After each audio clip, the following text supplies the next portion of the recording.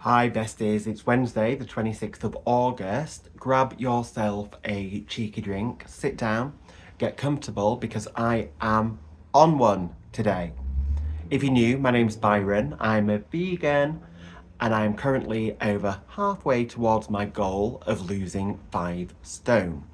I'm doing this following the Slimming World plan, and today, whilst I enjoy my Merlot, which I've just cracked open, and yes, I'll be sinning it, but today I am going to be getting a few things off my already quite large chest. The 5 things that I hate about the Slimming World plan. And I've been waiting to do this video, I've really been holding off, because I knew that changes were afoot with Slimming World, and I thought I would hang fire to see if number one on my list was still going to be valid. And you know what it is? And that number one thing that drives me bananas is how Slimming World is not still doing everything it can to make itself really vegan friendly. Did I tell you I'm a vegan? Because apparently vegans will always tell you within the first 30 seconds that they are a vegan. Yes, I am. I know I kept that one under my hat. But I want to talk to you today about what it's like being a vegan following the Slimming World plan. Now, firstly, do not get me wrong, because I don't for a second think that as a vegan I should be given extra special treatment by the powers that be at Slimming World. I certainly don't think that, you know, I have an entitlement or a right to a better level of service. But I do think it's really, really important to acknowledge the fact that, one, Slimming World, according to the grapevine, seem to be trying to recruit a younger audience or a younger demographic. And if they're wanting to catch up those Gen Zs and have them wanting to sign up and become members, surely a hot topic such as veganism would be a great way for them to attract that market and to attract wider numbers within that market, because it's certainly the fastest growing demographic for people turning to veganism within their diet. So I don't have any expectation, but I also am fully aware of the fact that we're not living in 1982 anymore. We're not reliant on Linda McCartney or Suma products or sauce mix. The rest of the world seems to have caught on that veganism isn't just a fad, and that people who follow a plant-based diet do want to have a huge amount of choice. They do want to have range and options available to them. And we see that in our supermarkets. I mean, there's a whole host of products now that are fantastic, that are vegan, that are grab and go products that even 5 years ago we didn't have. 10 years ago we really didn't have them, and kind of going back longer than that, we are, you know, going back into the nut roast days. So Slimming World, in my opinion, doesn't really seem to have caught up with not the trend of veganism or plant-based diet, but the movement that this has become. I'm going to share some examples with you on this one. So the first one, the one that's most obviously screaming out for a huge overhaul and improvement, has to be the Slimming World exclusive product range available through Iceland and the Food Warehouse, which is also part of Iceland's group. Now, this is why I was holding off to film this video, because I'd heard lots of little bits from the YouTube community and from my group that within the new product lines that have just come out, there'd be much better choice in there for vegan consumers or vegan members. So I wanted to wait and see with a very open mind if indeed that was the case. Was it the case? Absolutely not. The range that's available for vegans is still crap. There's no other word for it. First of all, it's so difficult to navigate the website because there isn't a filter for dietary preferences when you are on the Iceland app. So you have to go through every single Slimming World product. Is there an easy, nice little vegan logo next to those products? Well, no. Some of them have it and some of them don't. So I've had to go through every single product and click on their ingredients list to see which are and which aren't vegan. Which, do you know what? Most people don't have time to do that, and if I wasn't making this video, I sure as hell wouldn't have bothered to do it either. A lot of the products that are considered vegan, I'm even reluctant to include them in that category because they're Slimming World chips or wedges or roast potatoes. Well, let's be honest, they're just potatoes. That's like them selling bananas and highlighting them as being a vegan product. The other one that I don't really feel like is worthy of inclusion are the wraps, because yes, you know, they're wraps, they're obviously, you know, likely to be vegan friendly. And they're not even the only wraps that you can have as a healthy extra B, because you can of course have the Deli Kitchen low carb wraps. So I'm loath to include those as well. That leaves us with like 5 products across the entire range, which I think is so poor. None of the products that they've included within that vegan range are even particularly wow for me. I don't feel like if I was a younger vegan thinking about joining a plan, looking at what that provided for vegans or people following a plant-based diet, none of that would entice me to go down to Iceland and purchase any of those things. So knowing that the product range is quite poor, we can then look at the recipes. You'd think, you know, there are thousands upon thousands of recipes, and I've got them here on my phone so I can just have a really quick look. I have just decided to search on here for breakfast and main meal ideas, of which there are a total of 1,636. That's across all dietary preferences. When I click onto my dietary preferences, which is simply vegan, I've not included any other ones to try and lower the number here. But certainly, you know, if you're gluten-free or you're following any sort of different dietary need, you can do so by clicking on here. It brings me up 233 recipes, which again, you might think, that's not bad. Why are you complaining, Byron? There's still 233 recipes there that you can have. Well, again, the quality of the recipes is, for want of a better word, crap. It's kind of insulting, actually. I'll put one of them up here. This is the tangy tomato pasta, listed as a main meal. I'm going to tell you what the ingredients are.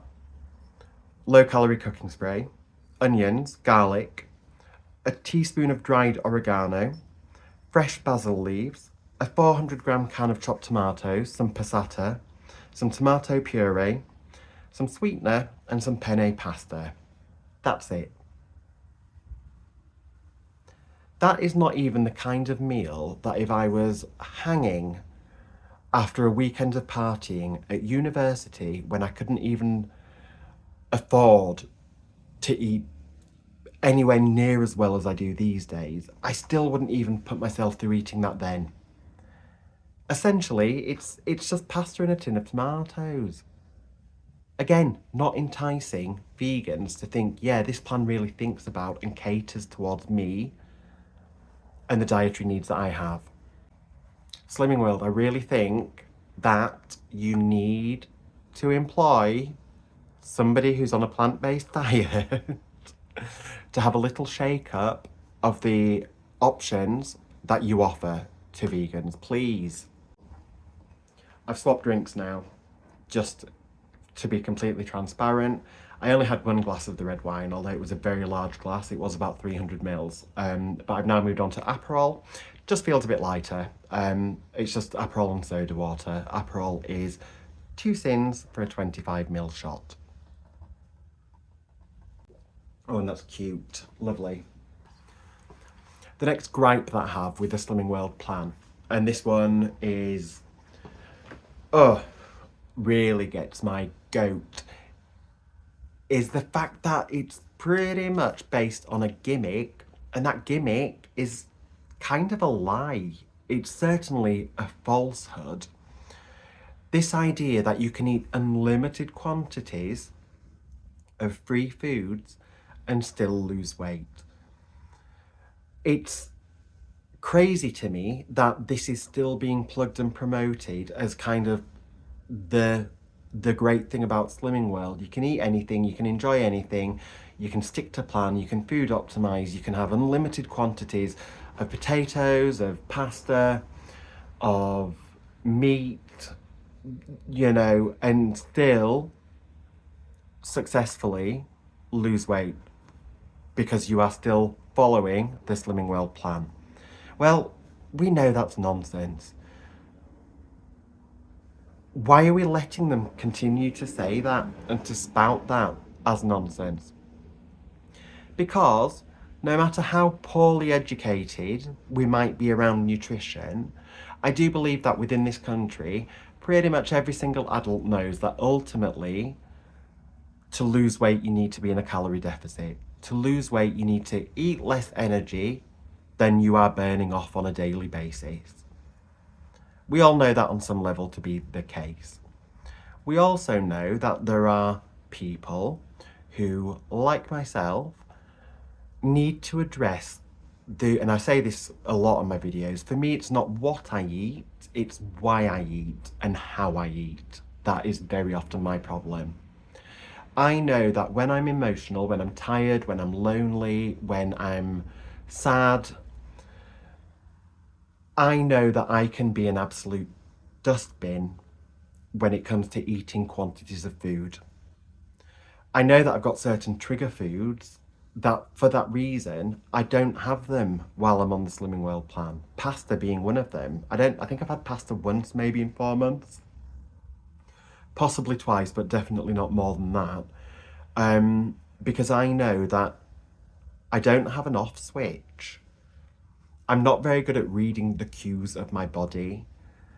It took me a long time to listen to those cues and to understand what satiety is for me and what that feels like for me.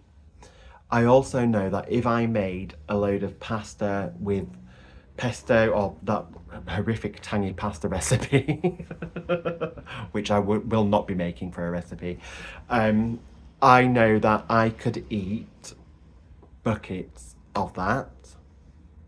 And I know that if I did that, I would not lose weight, because that's not how science works. So it angers me that this is one of the huge selling points of Slimming World. It angers me that there's this constant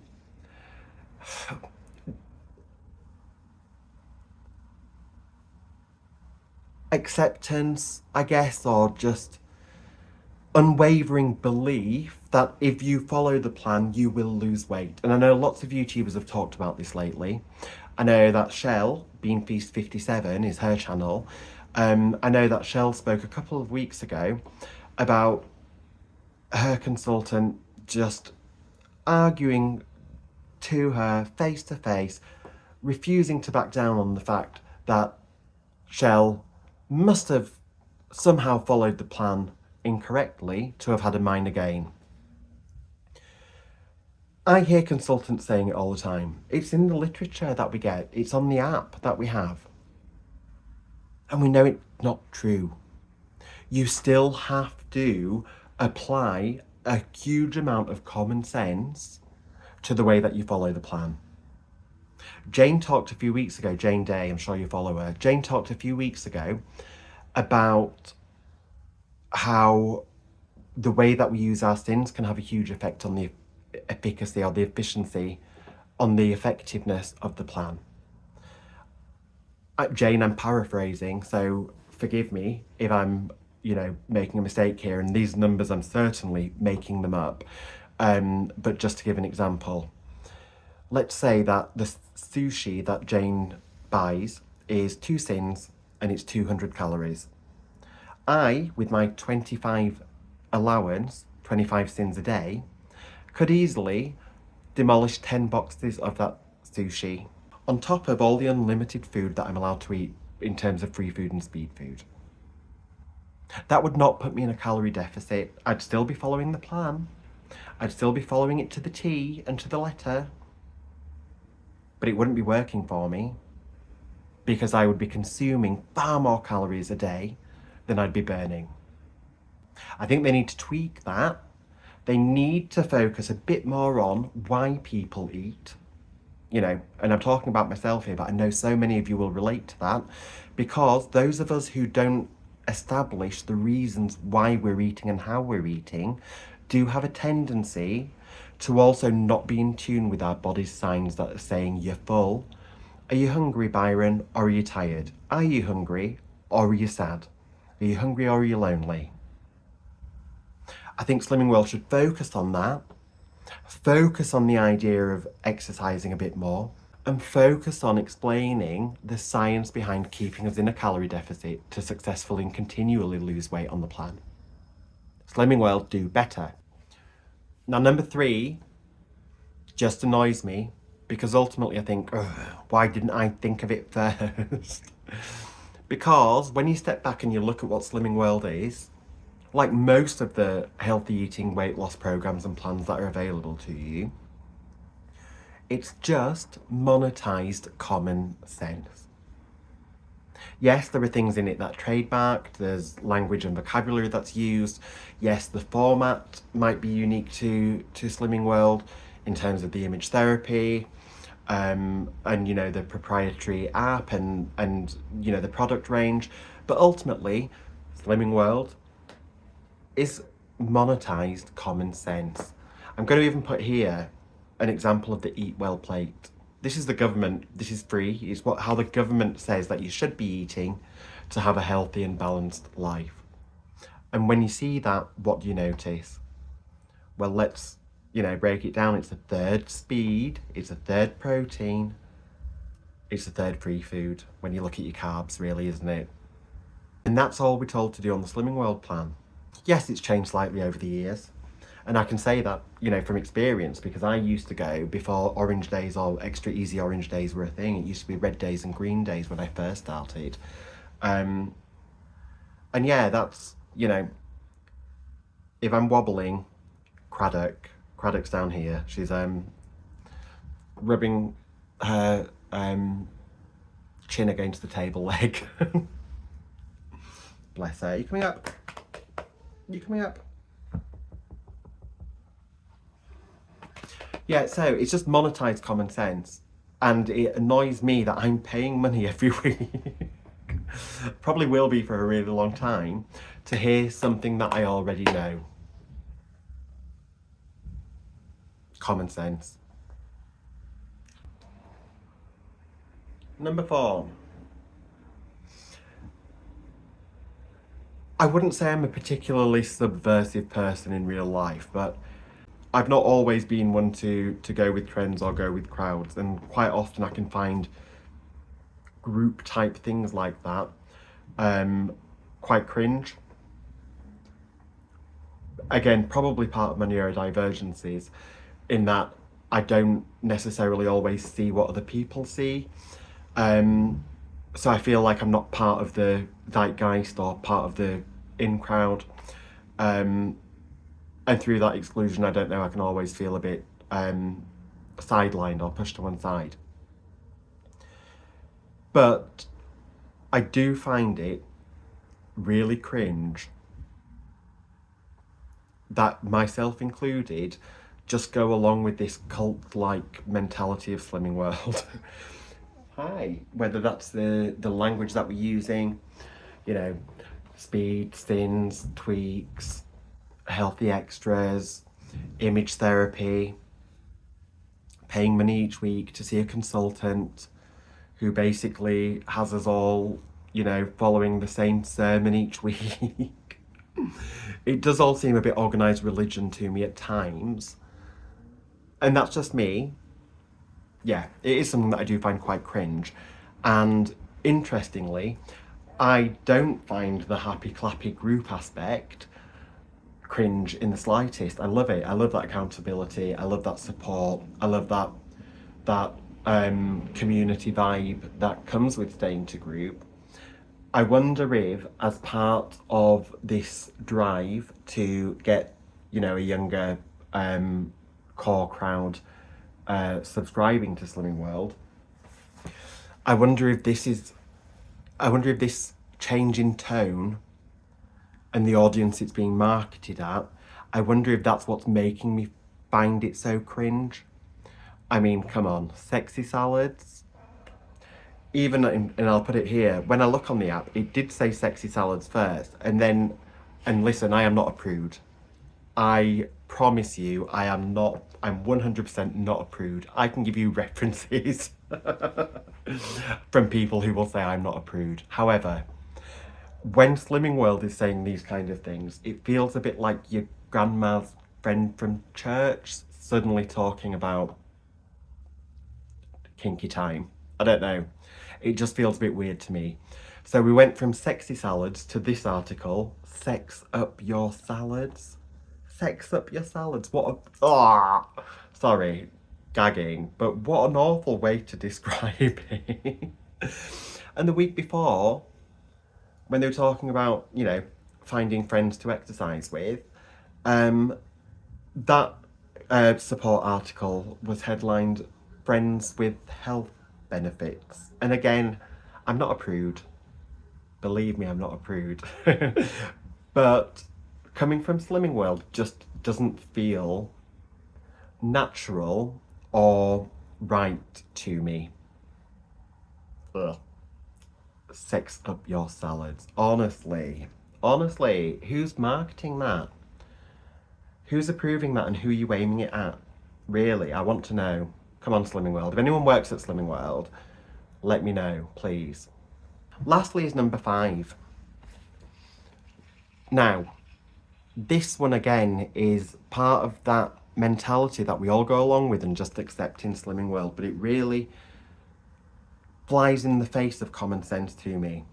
It's the way that Slimming World really promotes highly ultra-processed foods and demonizes healthy, good choices, in my opinion. Typical example, you will find people constantly raving about, and these aren't vegan, so I don't do this myself, but Muller Lights. They're a staple, aren't they, of the Slimming World shoppers' basket every week. Muller Lights, mug shots, hi-fi bars.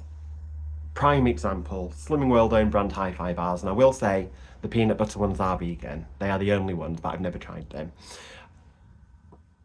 Promoting and letting people think or believe that there's some kind of, making people believe that taking these foods is somehow going to be better for them than having a mashed banana or half an avocado with a salad is just bananas to me. It's mashed bananas to me.